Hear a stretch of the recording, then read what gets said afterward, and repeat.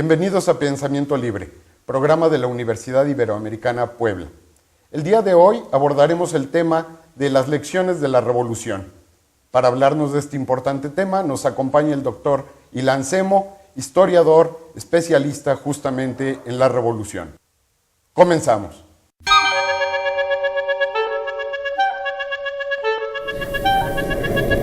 Tú y yo. Igual.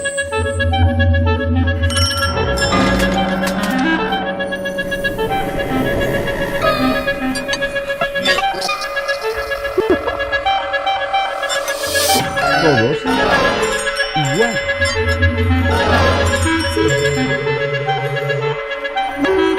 Todos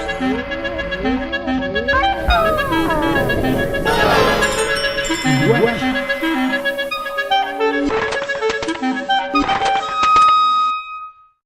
Pensamiento libre. Ilan, bienvenido. Gracias, oye. ¿Qué nos podrías decir respecto de la situación histórica de nuestro país? Particularmente te pregunto, ¿hubo una revolución de independencia y hubo una revolución en el periodo que marca de 1910 a más o menos 1920?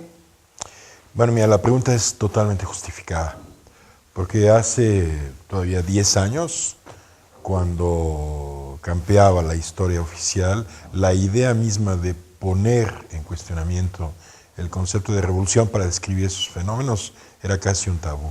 Hoy debemos preguntarnos efectivamente si hubo o no hubo revoluciones, tanto en la independencia como en 1910. Y la razón es muy sencilla. Si tú observas el fenómeno de 1910, la pregunta es, después de 10 años de guerra civil, después de 10 años donde más de 1 millón de mexicanos perdieron la vida. Por cierto, habría que ver si de ese 1 millón de mexicanos que perdieron la vida, una buena parte no perdieron la vida por la influenza de 1918, que es un dato que el presente nos trajo para reinterpretar el pasado. Pero después de los enormes esfuerzos que hizo la sociedad mexicana para darse un régimen democrático, plural, más justo entre 1910 y 1920, cuando se ven los resultados de lo que pasó, la pregunta es, ¿realmente hubo una revolución? Es decir, ¿cuáles fueron los resultados? Un régimen de caudillos que desembocó en un régimen de un partido de Estado único durante 70 años. Durante el siglo XX jamás ha habido un solo momento donde la distribución del ingreso y la riqueza en México hayan sido más o menos equitativas, nunca equitativas, por supuesto, se ha deteriorado al final. Educación, tantos otros indicadores de lo que sería el bienestar de una sociedad, no quedan registrados en los saldos de ese enorme conflicto que fue la Revolución Mexicana. Ilan Semo Grohmann realizó sus estudios en la Universidad Humboldt en Berlín y en la Academia Babelsberg en Alemania. Obtuvo su doctorado en Ciencias Políticas en la Universidad Nacional Autónoma de México. La experiencia docente de Ilan Semo se ha desarrollado en instituciones como las universidades de California y Chicago, el Tecnológico de Monterrey y el Colegio de México, entre otras. El Dr. Semo ha participado en cursos y seminarios en los que ha tenido la oportunidad de relacionarse con intelectuales de la talla de Mircea Eliade, Reinhard Koselleck, Niklas Luhmann y Hayden White. Sin embargo, yo me inclinaría a decir que sí fue una revolución, igual que la de la independencia, por una razón que tal vez no esté contenida en el mismo conflicto. Yo creo que más que una transformación profunda de la sociedad mexicana, lo que se inicia en 1910 y acaba hasta los años 40, nos dejó una idea sobre la sociedad mexicana muy distinta a la que teníamos antes de 1910. Nos dejó una idea de una sociedad que tenía que ser responsable por la condición social, institucional, jurídica de cada uno de sus miembros. Esta idea de que el orden público tiene que hacerse responsable de lo que sucede a los ciudadanos es algo que no existía antes de 1910. Raúl Rodríguez Cruz es politólogo y administrador público por la Facultad de Ciencias Políticas y Sociales de la UNAM, en donde desarrolló su maestría en Gobierno y Asuntos Públicos. Rodríguez Cruz se ha especializado, entre otros temas, en políticas públicas, análisis y desempeño organizacional y transparencia y rendición de cuentas. Entonces, yo creo que el siglo XX está cruzado por esta idea, por este telos político, igual el siglo XIX. La independencia, que es increíble, se compara el movimiento de independencia en México, en España, con los otros movimientos de independencia en América Latina, lo que es un movimiento que arrastró al conjunto de la sociedad novohispana, incluso a niveles de violencia inauditos en América del Sur, Chile, en Argentina. Fueron grupos de criollos elitistas los que fraguaron el Estado independiente. En México no. En México la independencia arrastró a ciudades, a regiones enteras. Hubo no una, sino 3 guerras civiles entre 1810 y 1821. Pero la pregunta es, si ves en lo que desembocó, desembocó en un Estado absolutamente endeble. Entre los libros que ha publicado Ilan Semo se pueden mencionar El ocaso de los mitos, La Revolución Mexicana en la escritura de su historia y La transición interrumpida.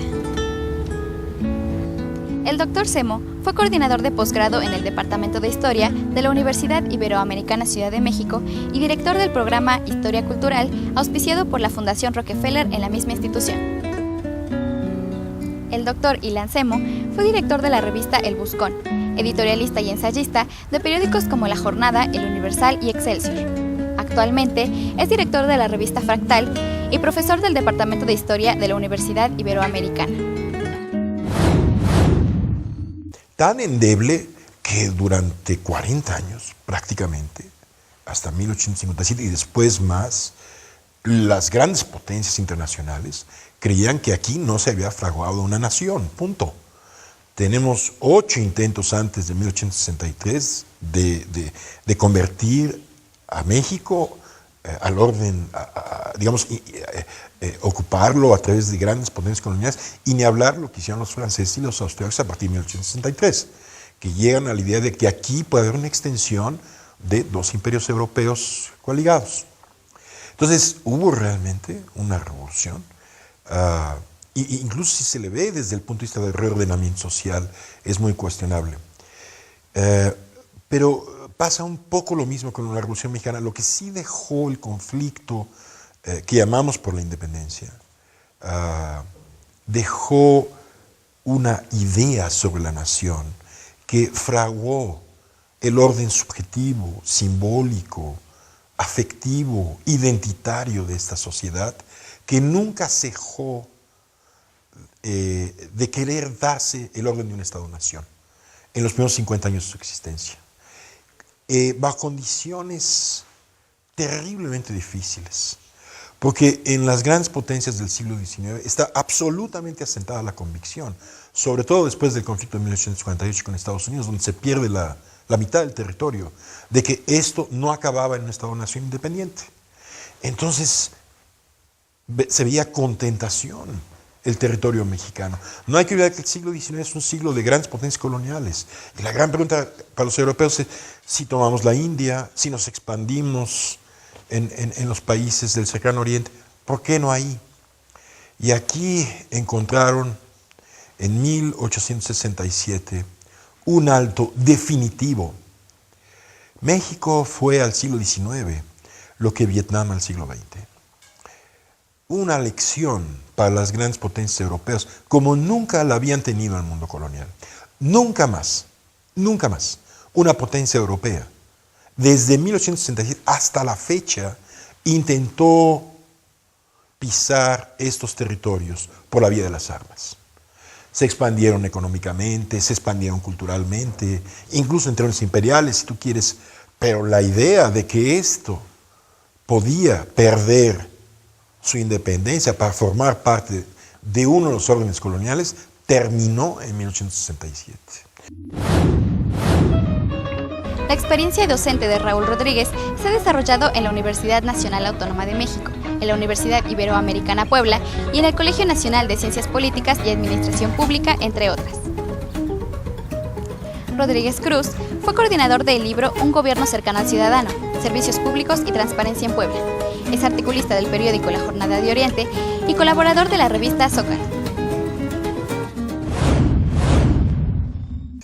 Entonces, la Revolución de Independencia no gestó una nación necesariamente, pero sí gestó la idea de la necesidad de tener una nación. Y eso es muy importante para una sociedad, porque son estos telos, estos grandes relatos políticos, esos programas, los que le dan sentido de ser a una sociedad. Otra cosa muy importante que no se ve con las revoluciones. Normalmente las revoluciones eran concebidas como momentos en que una sociedad daba un paso hacia adelante. Pues no es necesariamente cierto, porque la revolución es guerra civil. Y la guerra civil no trae necesariamente consigo una solución favorable para esa sociedad. Hay guerras civiles que sí, hay guerras civiles que no. Pero lo que sí dejan las guerras civiles son grandes traumas sociales, grandes heridas sociales, grandes agravios, grandes silencios. Y yo creo que en el caso de la Revolución Mexicana en 1910, que para mi gusto fue una revolución muy peculiar, no hemos reflexionado sobre esa parte de la revolución, sobre la cual sí reflexionan sobre todo nuestros literatos, Rulfo y tantos otros, durante más de 20 años. Llamaron nuestra atención sobre una parte de la revolución, sobre la cual no hemos pensado con profundidad, y que es el gran traumatismo que produjo en la sociedad mexicana, político, institucional, sobre todo por la violencia. Entonces digamos que son revoluciones para la mexicana, ¿verdad? Que difícilmente pueden ser enmarcadas en el concepto general de revolución, como lo fue la francesa, como lo fue la inglesa, por ejemplo, o la misma americana. Muy bien. Vamos a una pequeña pausa y volvemos a Pensamiento Libre.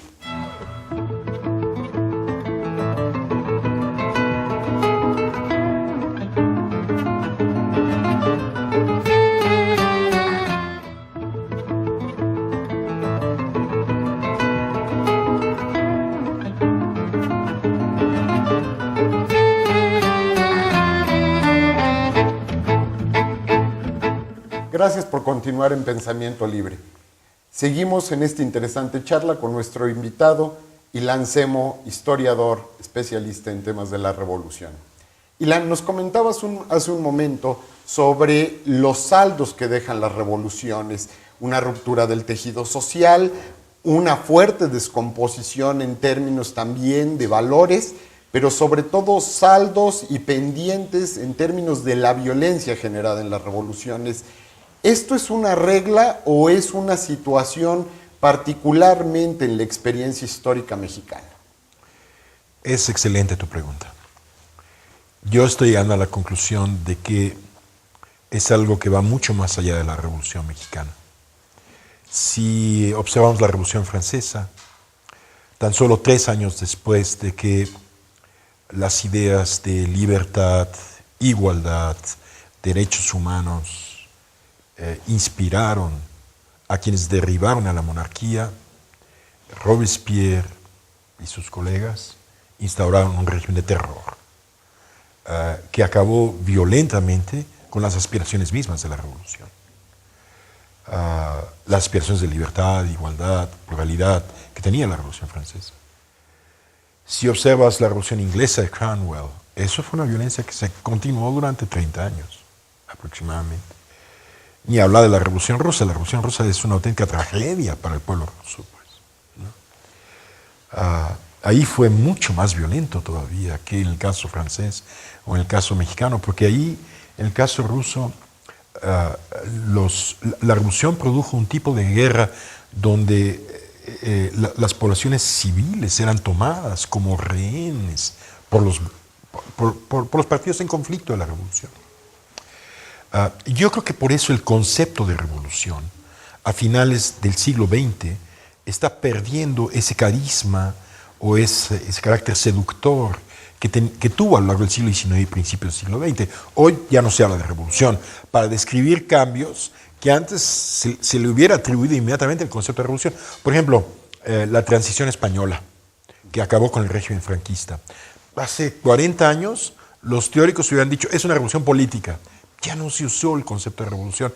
Y yo creo que, si bien las revoluciones fueron estos pasos en donde el antiguo régimen se abrió el camino hacia la modernidad, los saldos y los traumas que produjeron fueron tan severos en esas sociedades que la mayor parte de las sociedades occidentales han preferido repensar cómo producir sus cambios políticos para no volver a sufrir, digamos, ese traumatismo, esa devastación, esa destrucción, como decías muy bien, del tejido social.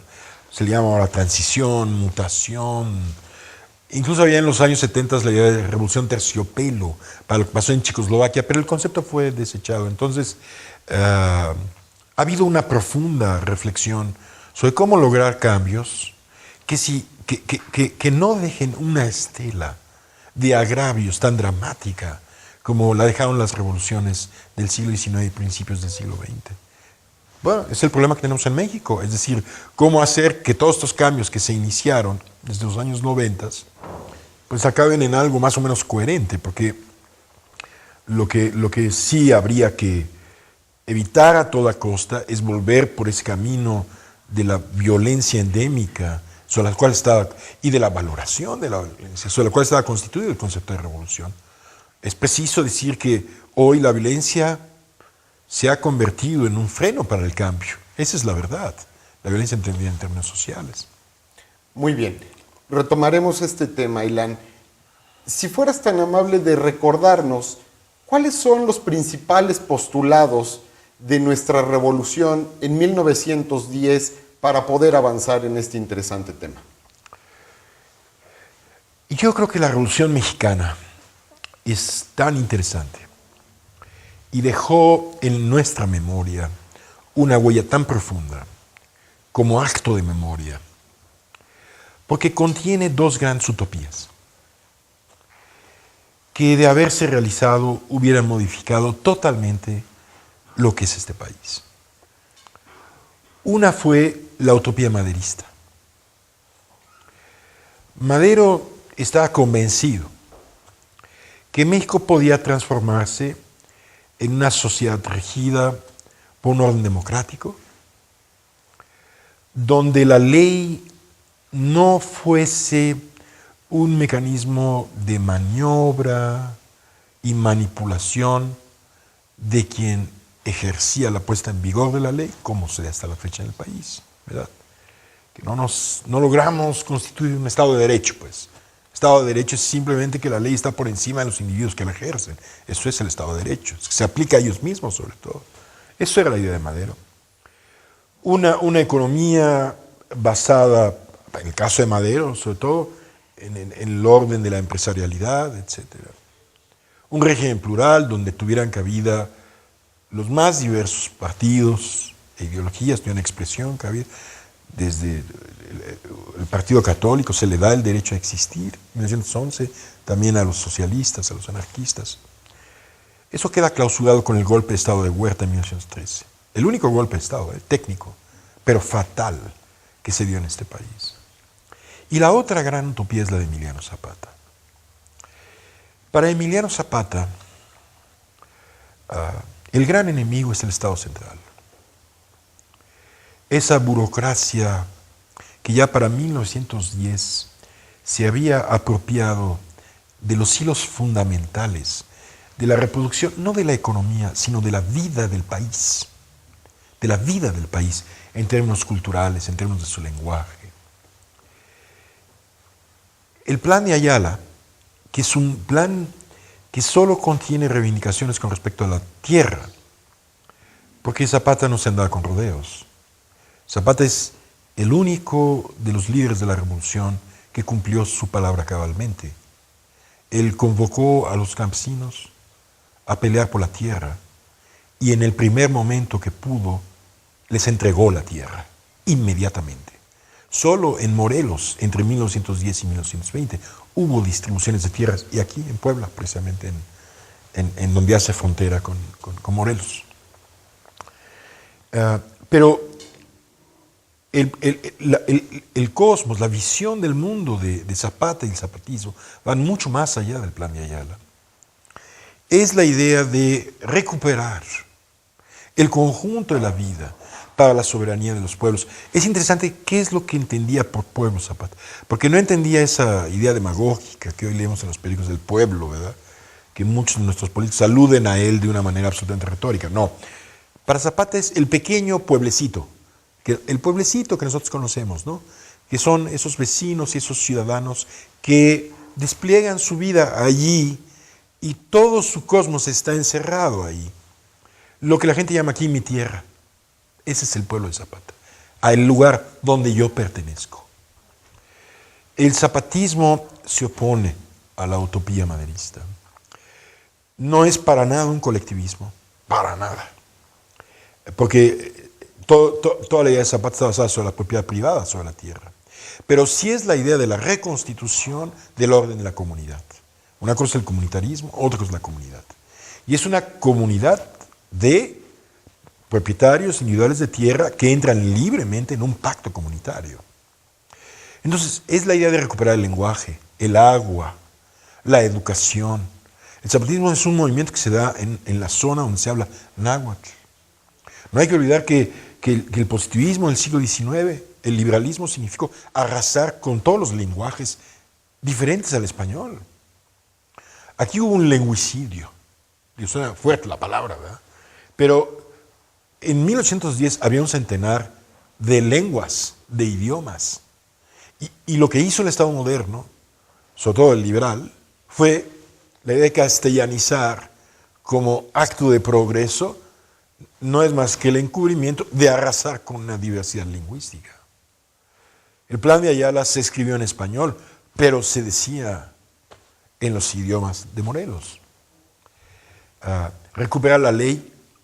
Hubo elecciones en plena conflagración militar en las zonas zapatistas para elegir cabildos y presidentes municipales, porque quienes otorgaban la tierra no eran unos caudillos que regalaban a su nombre la tierra, sino era un acto de ley. La utopía de Zapata y la utopía de Madero, a partir de 1914, se vinieron abajo. Pero esas dos utopías son tan poderosas, son dos programas en realidad, que quedan hasta la fecha muy transformados como vías para constituir una nación. La revolución básicamente provocó tres grandes cambios en este país, los resumo muy breve. 1914. Se destruye y se decreta la abolición del viejo ejército porfirista. Nunca más en este país el ejército se habría de convertir en un cuerpo aislado de la sociedad, como lo fue en todos los otros países de América Latina. Por eso hubo un régimen autoritario, pero no hubo golpes de Estado. Eso es fabuloso en la Revolución Mexicana, extraordinario. Eso hace que México sea distinto a lo largo de todo el siglo XX de lo que fue América Latina. 2, la destrucción de las haciendas. Eso tomó hasta 1940. Y 3, algo esencial, el Estado laico, que es separación entre el Estado y los órdenes institucionales de las diversas religiones. En América Latina lo que puedes encontrar en el siglo XX es que ejército e instituciones religiosas se dan la mano. Cuidado con ese poder. Esas dos fuerzas en una sola mano pueden ser demoledoras. Y la revolución las separó. Con grandes saldos también y una carga demasiado, hubo incluso jacobinismo en los años 20, ¿no? Pero eso habría que ponerlo bien en la balanza de qué es lo que hizo la Revolución Mexicana. Muy bien, bastante interesante y muchas cosas que reflexionar para nuestra vida contemporánea, para nuestro país y para el quehacer ciudadano que tenemos frente a nosotros. Vamos a continuar platicando sobre esto, Ilan, si nos permites. Vamos a una pequeña pausa, estimados televidentes, y volvemos a Pensamiento Libre.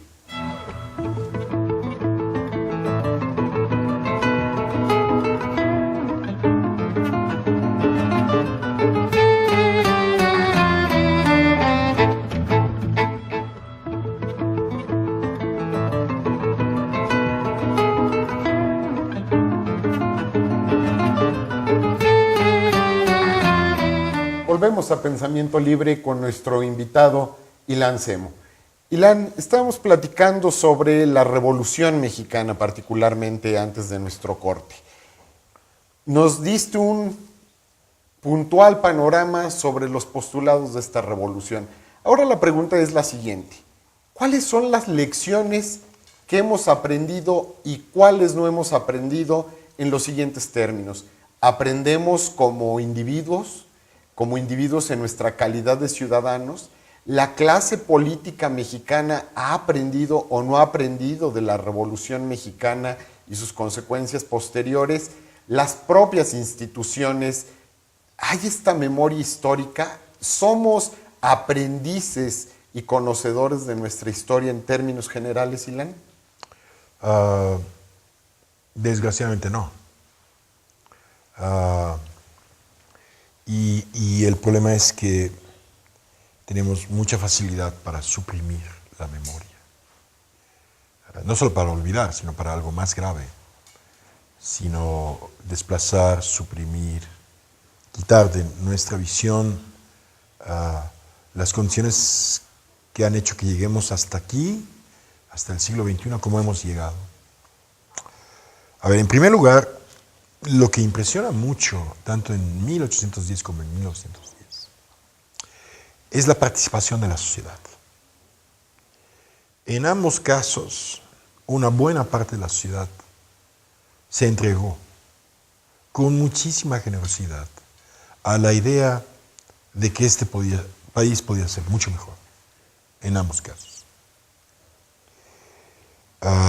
Y lo que vemos es, por ejemplo, ejércitos indígenas que acompañaron a los insurgentes, reorganización política y económica después de 1815, sacrificios tremendos para financiar lo infinanciable después de 1818. Y a partir de 1923, ¿qué pasa? En el caso de la independencia. Que todos aquellos que son los protagonistas centrales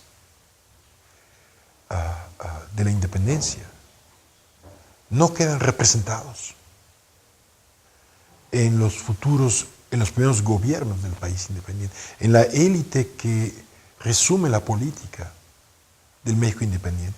Lo mismo en la Revolución Mexicana. Los protagonistas de la revolución fueron los zapatistas, los villistas, la gente que siguió a Carranza con la mejor intención. Y al final, ya para los años 20, toda esta sociedad que se había lanzado al cambio había sido desechada como protagonista de la construcción de un nuevo orden. ¿Y qué tenemos en los años 20? Caudillos, un partido de Estado, 3% de la élite quedándose con la mayor parte del ingreso nacional, una distancia en la representación tremenda. Ese es el primer rasgo que me da la impresión de que está volviendo a suceder en los cambios que se escenificaron desde los años 90. Los esfuerzos que hizo la sociedad mexicana desde el 68, antes, desde los 50, 60, para darse un régimen democrático, tienen que ser todavía recordados, valorados, estudiados. Gigantescos. Enfrentó la represión de un partido monolítico, etc. Y otra vez, el sistema de representación está quedando en una clase política absolutamente reducida, que no tiene conciencia de que representa a una sociedad en su conjunto, sino que está convencida que se representa a ella misma nada más. Eso lo podemos ver hoy en día. Esta es una de las características más singulares de estos cambios. Raúl Rodríguez Cruz ha prestado sus servicios como profesionalizador de cuadros directivos en diferentes instancias gubernamentales, tanto federales como estatales. En la actualidad, Raúl Rodríguez Cruz es profesor de la Universidad Iberoamericana Puebla y brinda asesoría en liderazgo y desarrollo organizacional al sector privado.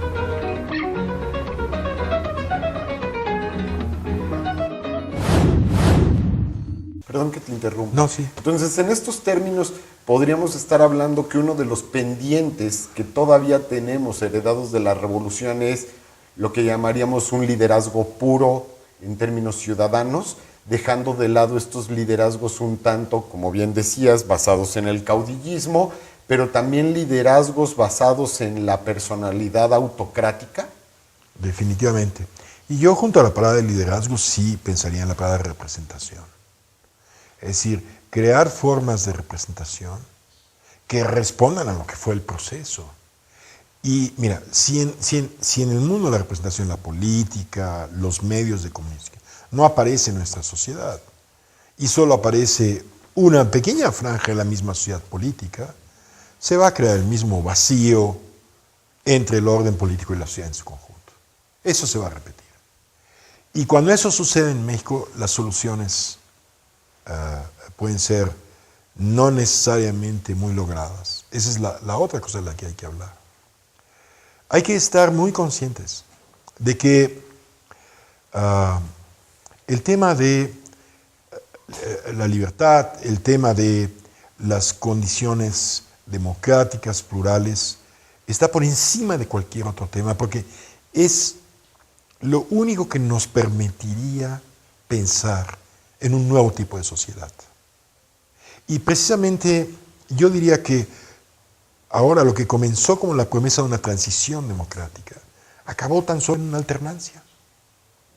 Otra vez, a la mayor parte de la sociedad se le está construyendo un cerco para que no sea el artífice del cambio, sino que esto quede reducido en un orden de representación absolutamente restringido. Y no se habla de esto, del otro partido político, sino es algo que afecta a la sociedad política en su conjunto. Eso hay que tomar muy en cuenta. Y claro, cuando hablas de liderazgo, hablas precisamente de una manera de ver a la sociedad mexicana, ¿no? Ese es un tema a reflexionar sobre cómo se dan los cambios en este país. Otro tema, el criollismo. Yo creo que es uno de los peores fantasmas y realidades de nuestra época. El criollismo es la idea de que la sociedad es producida por una pequeña élite, que es la única que se siente con una suerte de derecho per natura, ¿verdad?, para hacer las cosas, y arrastra al imaginario de toda la otra sociedad. Y tiene expresiones sociales, de show, de lenguaje, pero es ese criollismo el que produce un agravio tremendo. Y eso hay que empezar a reflexionarlo muy grandemente. Yo creo que otro de los elementos como fundamentales es eso que hablábamos, de que nos es decir, hacemos todo para darle la vuelta a la construcción del Estado de Derecho. Sería mucho más fácil construir un Estado de Derecho que hacer todo lo que estamos haciendo hoy en día. ¿Qué hace el ejército en las calles?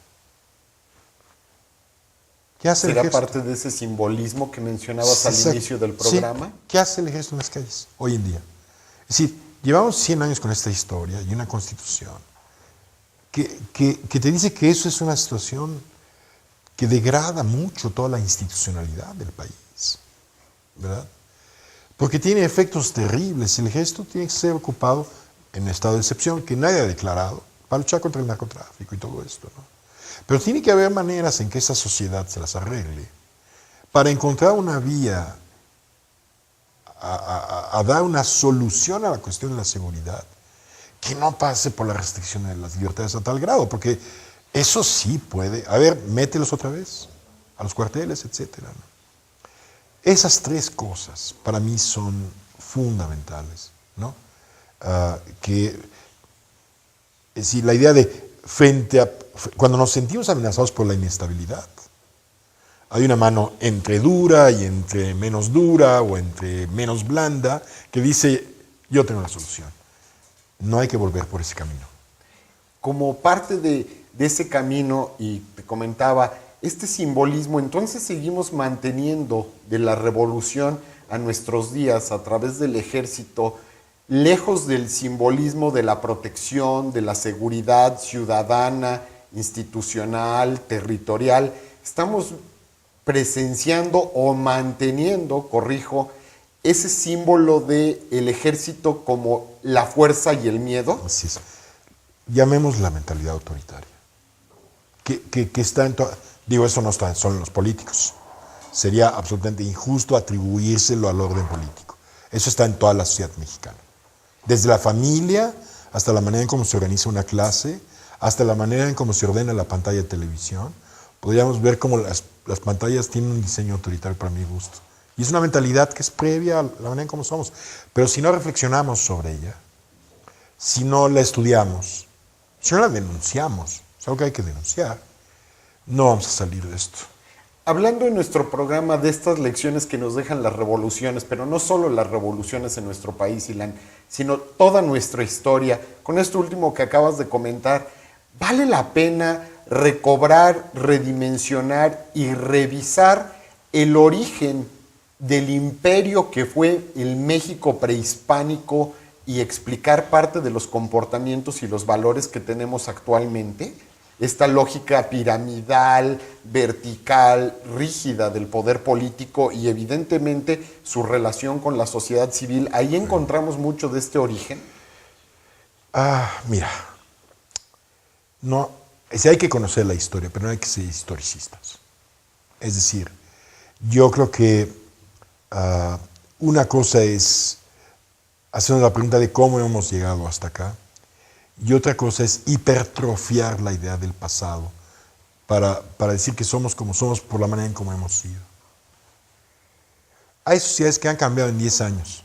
España tuvo un pasado autoritario que los historiadores españoles lo trazaban, bueno, hasta el mundo árabe, para no ir muy lejos, o sea, la ocupación árabe de la península.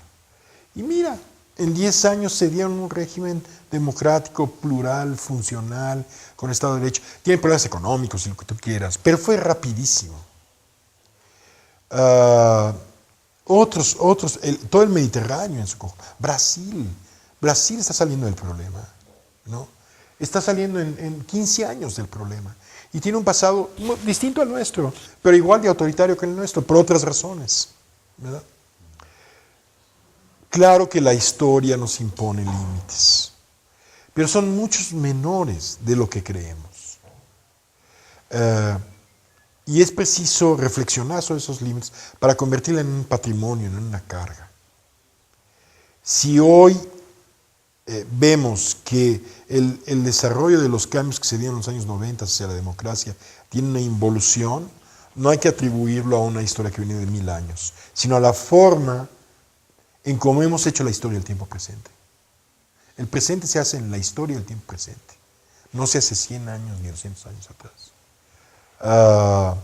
Eso es lo que hemos sido, pero al ser, lo cambiamos definitivamente y es posible. Si no, no hubiera existido Madero.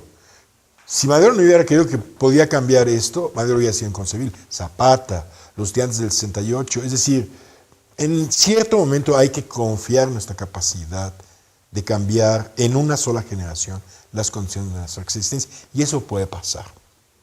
Entonces, si bien hay que entender nuestra historia, hay que también partir de la idea de que la historia tiene mucho menos peso, y eso lo enseñan, sí, las revoluciones, de lo que solemos atribuirle.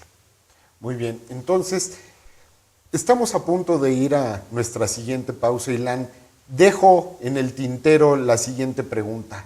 ¿Cuáles son las lecciones que tenemos otra vez como ciudadanos, la clase política, las instituciones, en términos de algún proyecto educativo que se relacione evidentemente de la élite hacia abajo, pero cómo la sociedad, los ciudadanos, hemos podido aportar o no hemos podido aportar algo como parte de estas lecciones de la revolución, aparte de todos estos pendientes que seguimos teniendo hasta nuestros días. Te repito, lo vemos después de nuestra siguiente pausa. Claro que sí. Volvemos después de la pausa a continuar conociendo el pensamiento libre de nuestro invitado, Ilan Semo. Volvemos.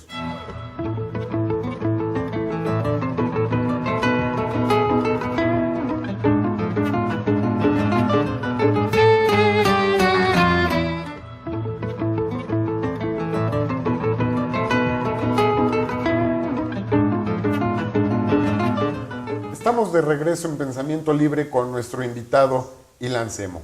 Ilan, te formulaba una pregunta antes del corte. ¿Cuáles son las lecciones que tenemos en términos de algún proyecto educativo nacional en este país? ¿Hay algún pendiente o no? ¿Nunca lo hemos tenido? ¿Está desdibujado? Bueno, mira, sin duda, una de las dimensiones de las cuales no nos podemos congratular es de lo que ha pasado en la educación en México, en todos los niveles de la educación, desde la educación primaria hasta la educación superior. Eso tiene que ser reflexionado desde el principio. Una vez más, creo que existen en la educación formas que van mucho más allá de si el proceso educativo es clientelar o no es clientelar.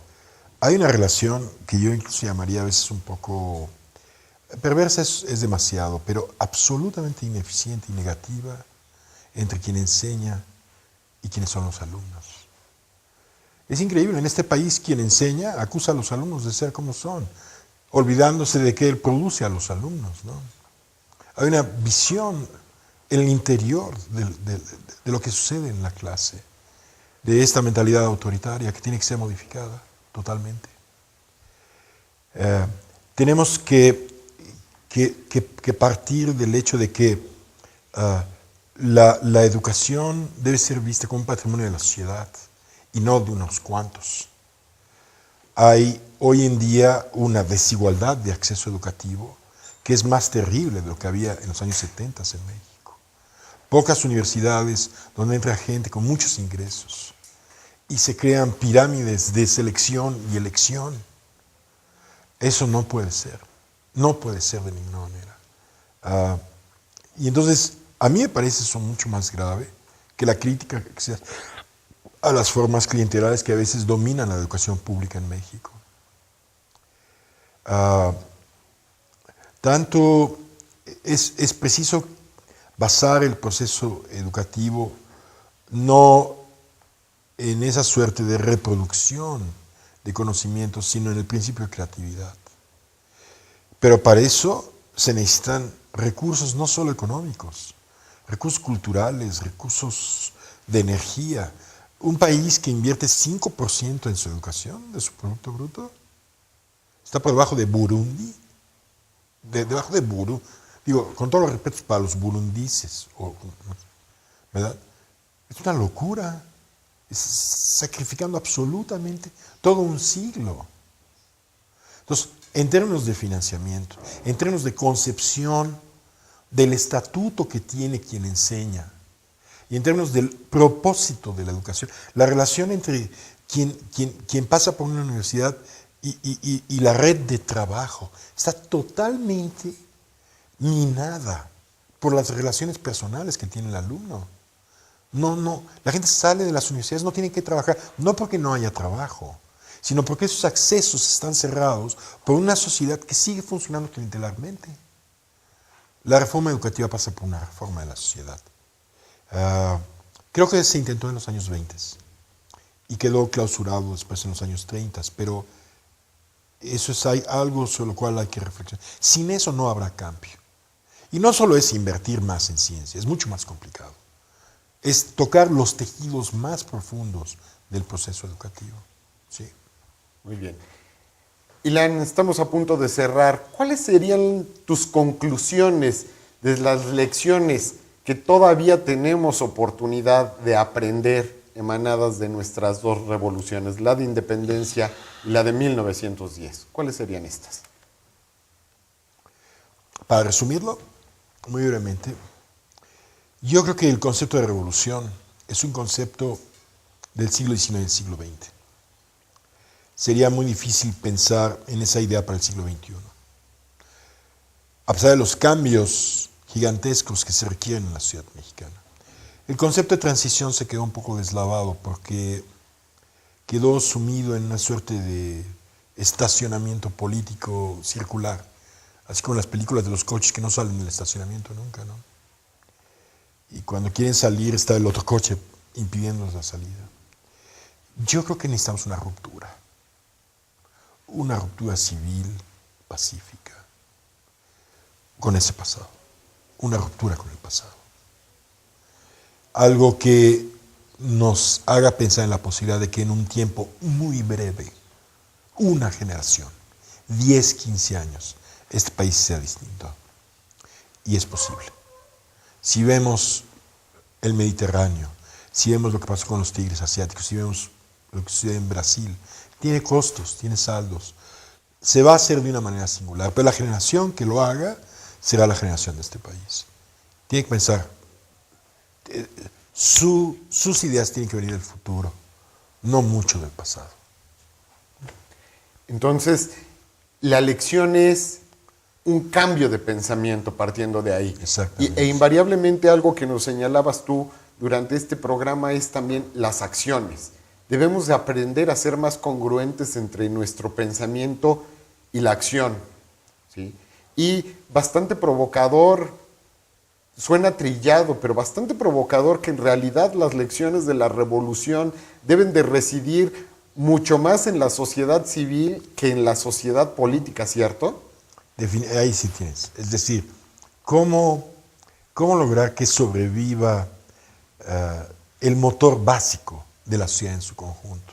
Que son sus individuos, sus organizaciones civiles, sus relaciones horizontales.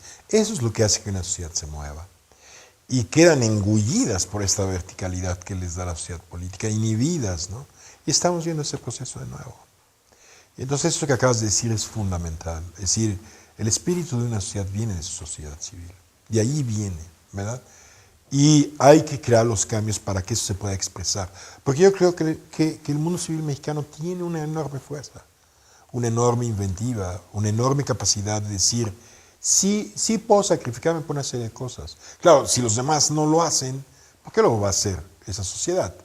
Pero eso es, digamos, uno de los aspectos que hay que ver en esos grandes cambios.